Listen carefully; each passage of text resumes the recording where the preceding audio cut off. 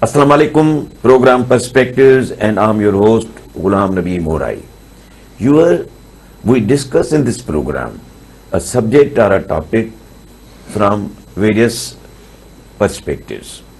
As usual, Syed Mohibullah Shah with us, a writer, an intellectual, and an analyst. Shah Sahab, Assalamu alaikum. Shah Sahab, again today, our topic is that what went wrong with the Muslim world. In part 1, in the previous program, we discussed the rise of European powers of the world and the decline of the Muslim world. Now today we are going to enter into part 2, and in part 2, I will ask a question. Why Muslims have not recovered from this decline? Why this decline is still continuing in Muslim world? Very well, Morai Sahab. Very important question, very relevant. As you said, in the part 1, we talked about that Muslims who had reached such zenith of power, prosperity during the Golden Age, and then it declined, and then the European power started to rise. And partly we discussed what were the factors for the rise of Europeans. Now, as your question is, why is it that Muslims have not recovered from this decline? Now, I would respond in this way, that the decline of Muslims started when they closed their doors and minds to acquisition of new knowledge. And this process started around 15th century. There were reasons that we can go into, but in 15th century, Muslim power was still very high. There were Ottoman Empire in Turkey and most of the Middle East, and there was Mughal Empire over here. But then certain things were happening. What were those things? A new knowledge was being created. What was the sign of the new knowledge? For instance, in the 15th century, the new knowledge, as a product of the new knowledge, a typewriter was invented in 15th century by Gutenberg in Germany. Then Galileo, another scientist, astronomer, his research concluded that there is a solar system and the sun is the center, and the earth and the other planets, they revolve around the sun. Whereas the Muslim world and even many Europeans believed that the earth is the center. This is the center of the universe where humans are living. He said no. And that poor Galileo, he suffered a lot, because at that time the priest of the Christian religion, they said, no, you're talking heresy. This is against our religion. He said, what I'm saying, बात तो मैं सही कह रहा हूँ, but आपकी मर्जी, you are ताकत वाले हो. What I'm saying, this is what he said actually. What I'm saying is right, but you people are powerful, so what can I do? So he suffered. Then, look at it, in 15th century, Christopher Columbus goes from Europe and reaches to America. And Vasco da Gama arrives from Portugal. He comes to India, to Surat. Now, how did it happen? Which means, before these things could happen, before Columbus could reach, or Vasco da Gama could come here, which means the Europeans must have acquired the knowledge of the world geography and how to reach India by oceans. So they knew that was the knowledge. Now, reaching a place is the output of the knowledge. But there is a knowledge which is the basis, which enables somebody from here to find a way, to have a compass, go there, and to create ships which can go through oceans, not small by the border, little trade, shallow waters, not into the deep oceans, and reach safely a new country, finding a way. Now all of this was a new knowledge being created. This was in 15th century. But at the moment, this was not, nobody was recognizing that the tables are being turned slowly, gradually, but certainly they are being changed. A new knowledge is creating abilities, capabilities in European hands, whereas the Muslims, whether in Ottoman Empire or here in the Mughal Empire, did not know what's happening. Because the Muslims had closed their doors to acquisition of new knowledge. If you remember, when we talked about the golden age of Islam, they were open-minded. The Muslim rulers and the intellectuals, they were open-minded. One of the in fact, the largest library in the world was in Baghdad, called Baytul Hikmah, the House of Wisdom.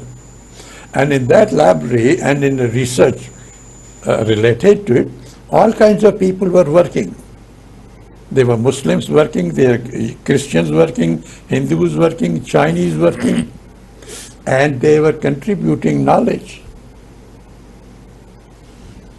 But then, when the decline started and the Halaku came and sacked Baghdad, he burned those books in the library, and then people dispersed. Then there were other empires, but this pursuit of knowledge stopped. Pursuit of knowledge in Muslim world generally declined after 13th century. They were still powerful, they were rich. For instance, look at here. There was the Mughal Empire for 300 years.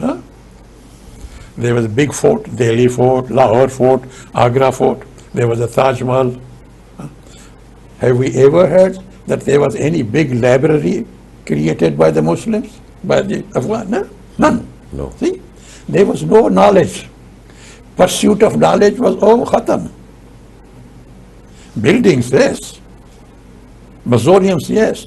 But no libraries. And that was the weakness. When you close your mind and eyes to acquisition of new knowledge, the decline begins. So the decline of the Muslims started from 13th century, 14th century, and then Europeans were, first they were weak, they were poor. In 15th or 16th or even 17th century, Europeans were poorer than Indians. Subcontinent was richer, it was more powerful. But the underground, there were changes taking place. And they were not noticing what is happening. So this is how it took Europe quite some time. There was this Renaissance came, for instance. Then there was, different stages came. Ultimately, we arrive in the 17th and the 18th century. Slowly, as I said, new knowledge is being added, being created, and slowly that knowledge is giving them power. And because Muslims had stopped acquiring new knowledge, they were becoming weaker and weaker and weaker. And that is still continuing. And it is still continuing, we'll be talking about it. So, this is how the rise of European was taking place.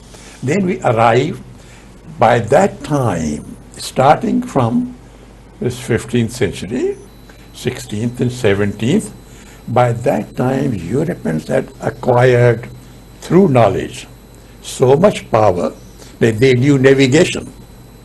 How did Vasco da Gama arrive here? Why did not Mughal naval power go and reach Europe or America? Why did Ottoman power did go and reach the Americans or South America? No. See, the new knowledge is creating power. This is one of the first things. Knowledge creates power. So now, when did Muslims become conscious that they are now weak? Only when they were colonized. Only then they realized that the game is over. Now that happened from 18th century. So slowly, the process of rise of European powers started from 15th century, and the main factor for empowering Europeans was acquisition of new knowledge. And then of course when we come to the 18th century, then there's Isaac Newton, then there's a new scientific, then there's a steam engine, then there's industrial revolution. The product of that was, as we were talking in the part 1, the industrial revolution.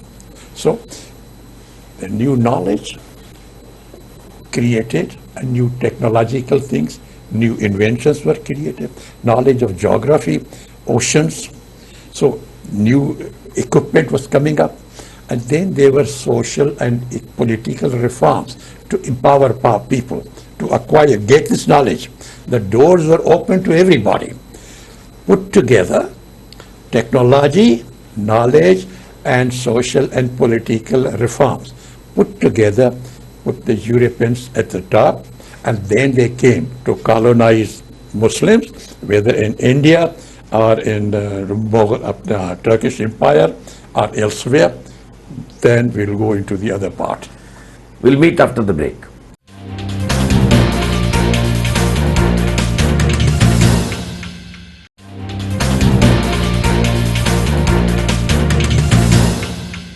Welcome back.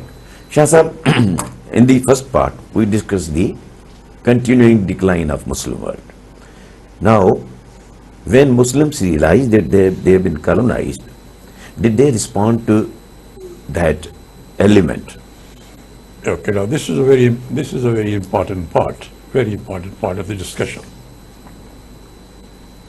So, as we were talking, that things were happening in another part of the world, and they did not know what is happening. And they came to know this when the Europeans arrived and they conquered and colonized them. The Europeans were very small in number. But how did they acquire this power? Even, let's say, in 1857, at that time, by that time, the East India Company had completely controlled over India. It had conquered the Indians, and where small states and rajas were around, they were also allowed to be there under the supervision and tutelage of the British power.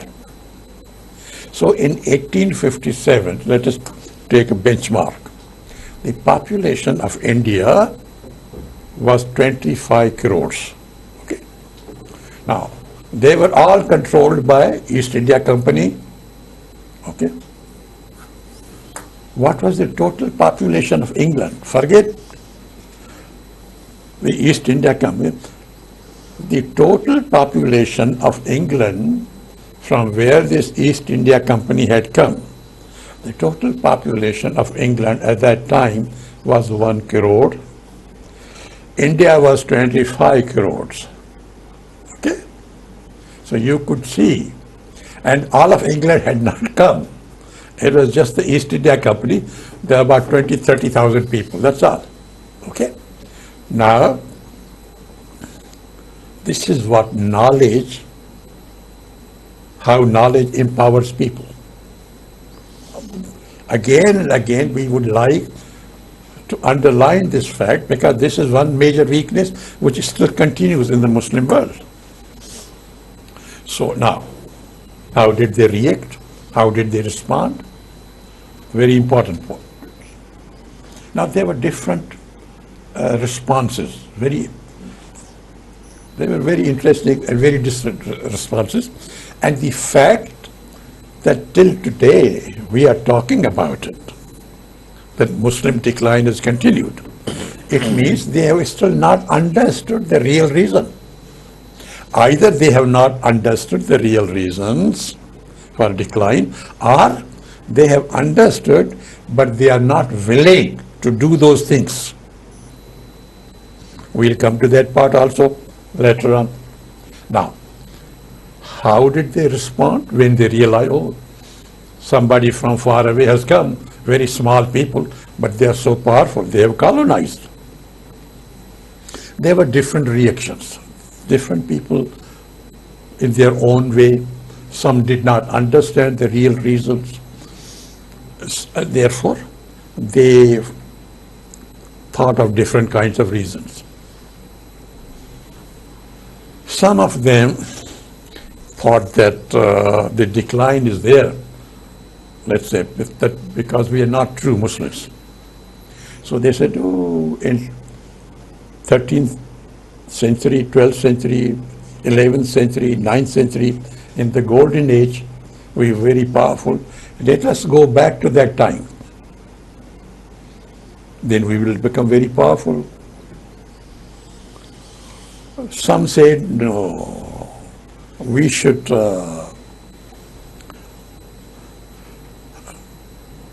find a way by becoming true, faithful to our faith, because we are not true to our faith. We have bad habits, this weakness. If we become true religious people, we will become powerful. Okay, and there were some people, they followed this route. Some people said, no, there is nothing to learn from the Europeans. Why? In the anger. You know, when you are conquered, you hate or detest everything of one who has conquered you. He said, no, these Goras and the white men, no, we don't want to learn anything. We'll find our own way. So this fact that no, because they were colonizers, therefore we will not learn anything from them. Okay. There were other people also who were impressed by the appearances, the outward appearances of the Europeans. This was the dress they were wearing, the suit and the tie, and the way they were conducting themselves. They said, okay, the magic is probably in the outward appearance. If we become like them in appearance, we will become powerful. But none of these things worked. In the Muslim, none of these, in fact, in Asia, the credit of understanding the real reason for decline and then how to overcome, that lesson was learned first of all by the Japanese. They analyzed seriously what are the causes, why somebody from Europe has come and is dominating Japan or dictating to it. There's a famous Meiji Revolution in Japan, and they realized that it is the new knowledge which is one of the causes, because we are not acquiring new knowledge. The Europeans have acquired new knowledge, new science, new technologies. That has made them very powerful. And second, that our people are suppressed. The knowledge, let's say, even acquiring the knowledge is the privilege of very few people, the ruling elite. People, the other masses, their doors are closed. But that doesn't help. You have to have a mass education. Otherwise, the critical mass does not become, it's not created. So they conducted social and political Shah, reforms. don't you think Pakistan is the fit case to analyze and to discuss? We are going away from the knowledge, we are going away from the industrialization, we are going away from all these things, and we still believe that we are a power. So this isn't it the fit case You for, can, for analysis? I'm telling you, you can apply it on many Muslim, yes, and Pakistan and many other countries. Why we are still in decline? Look at India, how they have gone. We were together, no? Yes, yes, yes. So, Not only together, at the time of partition, we were in better condition than them So- in economic terms. okay, so, the Muslims, so they did not, in the Muslim world generally, as I said, I'm contrasting it with the Japanese, who understood seriously. The emperor, he put a number of good, serious, educated, and other people together to understand what are the reasons. They did a serious thinking, serious research. They sent people to different European countries to understand. Then they came back, they pooled their knowledge, and they realized that these are the reasons why we are in decline, and therefore they followed, applied those new things, and became very powerful in 50 years. Because in 1854, when the Meiji Revolution came in Japan, and the emperor started these changes, new science and technology to be acquired, and social reforms and political reform. And in 50 years, they became so powerful, they changed their conditions so much that in 1901, about 50 years or so after, in a war between Japan and Russia, Russia was a big European power, the Tsarist Russia in those days. Japan defeated Russia in a war in 1901. This was the first non-European country, a first Asian country, which defeated the Goras of the European power. See the tables they turned, because they understood the real reasons for this. Okay. Now Muslims said, no, they are foreigners, we will not understand, they are colonizers, they are Goras, they are Christians, so we will not go, we will follow our own path. Let's go back to 600 years ago, 700 years ago, and we go back and find something or the other. Nothing was found. Then there is another reason. You see, we'll go and discuss this in detail. There is another reason, which is some people who knew like the Japanese, they knew the reasons, the decline, that there's, we need to acquire new knowledge, we need to have social and political reforms, we need to have legal reforms. This will empower people. They knew, but the ruler of that time would not allow this change to take place. The rulers were not enlightened, or they wanted to control. They did not want to loosen their power. The Japanese emperor was enlightened. He allowed the reforms to take place in education, science, technology, social and political. Rulers in Muslim countries, they controlled everything, did not allow the reforms to take place, and that is why their decline has continued. We'll meet after the break.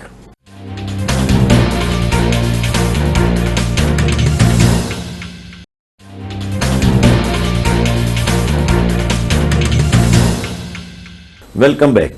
Shah Sahab, you explained to our viewers about the continuing decline of the Muslim world.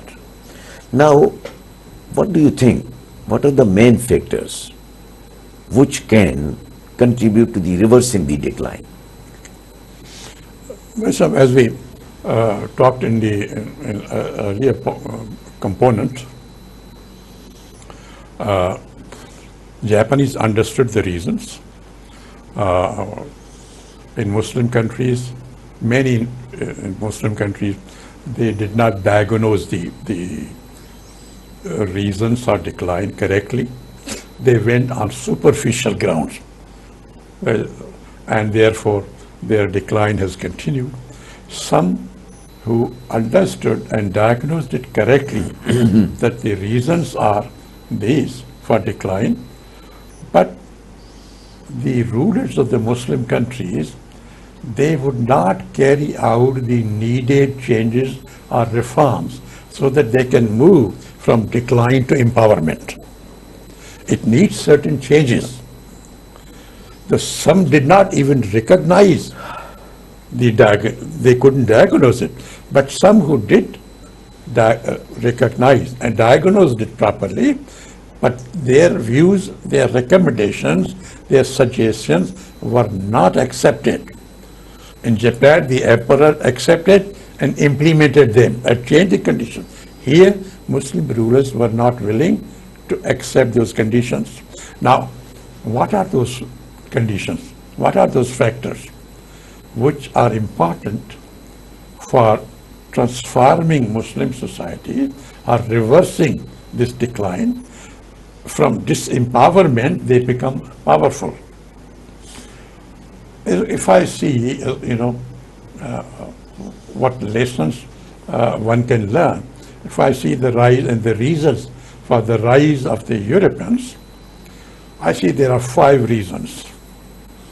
There are 5 factors which had a great impact on empowerment of Europe and on the decline of the Muslims. And in whichever countries you find even a part implementation of those 5 reasons, maybe 2 or 3 are partly, you will find there is an improvement. There are some Muslim countries who just plainly refuse to allow any of those reforms. Now, what are those 5 major reforms or 5 factors? 1, the role of reason, akal. That the reason is solver of problems. If your problems can be solved by allowing your human mind. Human mind is very creative, but you're not allowing that mind to create new power. There are barriers. The rulers in Muslim world do not allow free thinking. Then the religious leaders, they also come with certain curbs and they put their own barriers. So in most Muslim societies, the reason is not allowed to have a free ride. Human mind, that brain power in Muslim world is largely frozen, stagnant. There are barriers upon it. It is not liberated.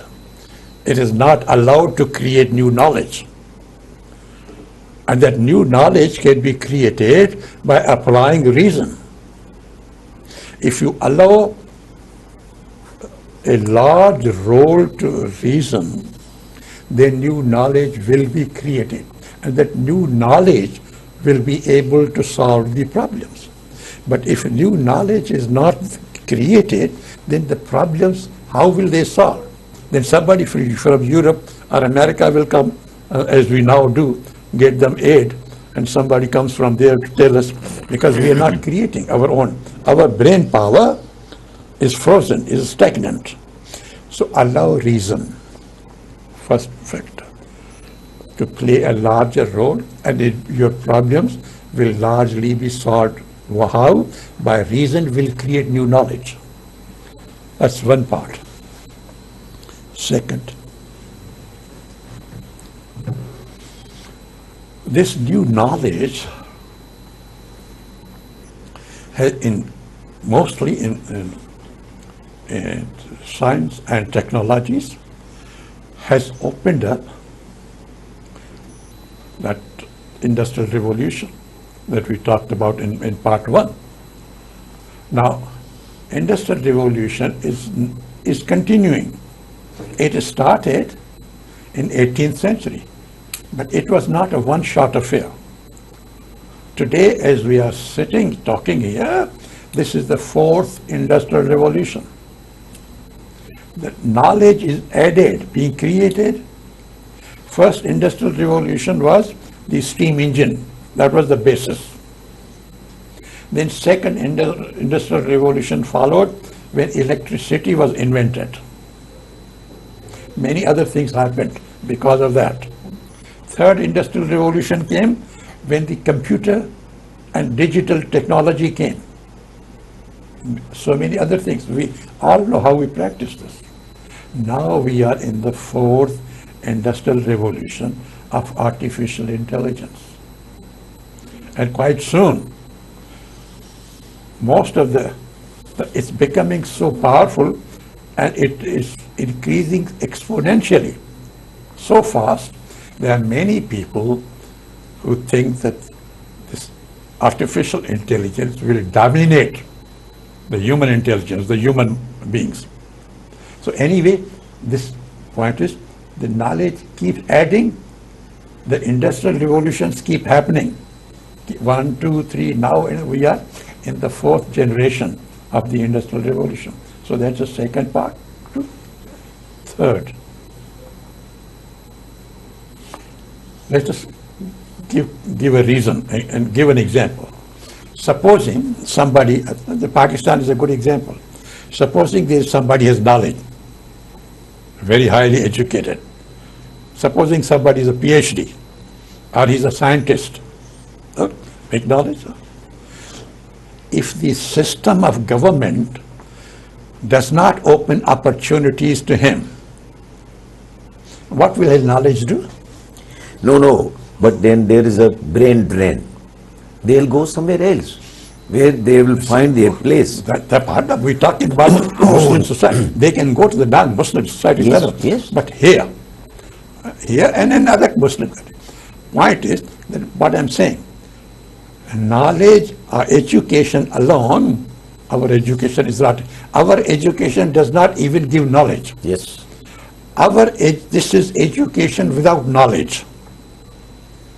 Because, as we said, knowledge is a solver of problems. Knowledge solves the problems. Our education, people who are educated, the poor fellows, they don't know anything, so they can't solve. They are into problems. But so that's one. This is education without knowledge. But even when there isn't countries where there is education with knowledge, and the new knowledge is acquired, if your social and political system do not open opportunities, how will you apply your knowledge? Pakistan's case is one very good. You have to have a sifarish or pay money. If you want to go anywhere, if you want to get a job, if you want to do anything, you have to either two things. You should either pay some money or have somebody to recommend you. Your PhD or your MSc or your MBA or your whatever doctorate is not respected. That will not help you. So, along with knowledge, along with reason, giving large role to the reason, you should have social and political reforms. Otherwise, the opportunities will not come, and your knowledge is useless. Okay, so the social and political reforms are very essential. Okay? That is 3. Fourth, again, supposing you acquired great knowledge, you also get knowledge respected, opportunities given to you, you do something. If you are a scientist, you create an invention. If you are a professor, or if you are a worker, if you are a businessman, you do something. But supposing somebody powerful comes and takes away, deprives you of the benefit of what you worked, then tomorrow you will not work, and somebody else who sees your example, oh, by look at this fellow, he put so much effort, and when the result was there, somebody has taken this result away. Somebody who's very powerful. So fourth is what? You need a rule of law to protect you. to protect your rights and your rewards, so that you get reward of your work. Otherwise, there will be nobody. Nobody will work. Even if you education, even if you opportunities, without the rule of law, it will not happen. And the fifth one is you must have government by consent of people. If there's a government in which people have no say, why will that government work for people? Yes. Only that government will work for people which is dependent upon the will of the people. So do those five things, then every country in the Muslim world will become as powerful. They will not be colonized, they will not be subjugated, they'll be as powerful as Europe or America or Japan is. So this prescription is also fit for Pakistan. Of course, I'm sure the viewers will understand what we are talking about. They can draw their conclusions. Thank you very much, Shah Saab. Goodbye, viewers.